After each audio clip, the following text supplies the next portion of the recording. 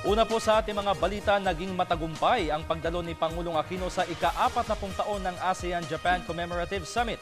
Sa kanyang pag-uwi, bit-bit ng Pangulong Aquino ang karagdagang investments na tiyak na makakatulong sa maraming Pilipino. Yan ang balitang hatid ni Dennis Cortez.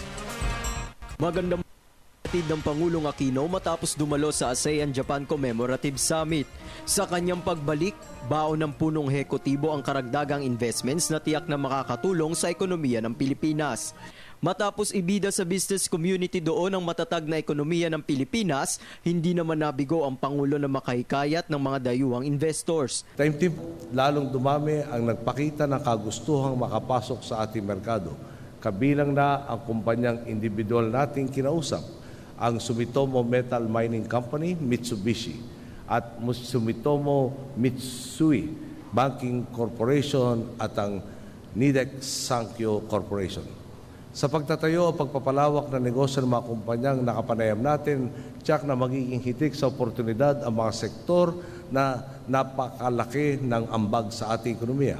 Positibo rin ang Pangulong Aquino na mas titingkad pa ang ekonomiya ng bansa matapos makipagpulong sa pinakamalalaking business group sa Japan. Kabilang sa tiyak na matutulungan at mapapayabong pa ang mga industriya na may kinalaman sa infrastructure, energy, mining, manufacturing at iba pa. Katunayan nga po, ang isa lang sa kanila ay nagpahiwatig na aabot daw sa 300 milyon dolyar ang dagdag pa nilang ipupuhunan para mapalawak ang nakatayunan nilang operasyon sa Pilipinas. Halimbawa pa po ng mga pinag-aaralan o naitakda ng proyekto ay di bababa sa bagong manufacturing plant, may research development facility at marami pa iba. Napakasulit po talaga ang mga pagpupulang na ating dinaluhan. Umaapaw po ang mga ito sa magagandang balita. Isa ang Japan sa pangunahing importer ng mga produkto ng bansa.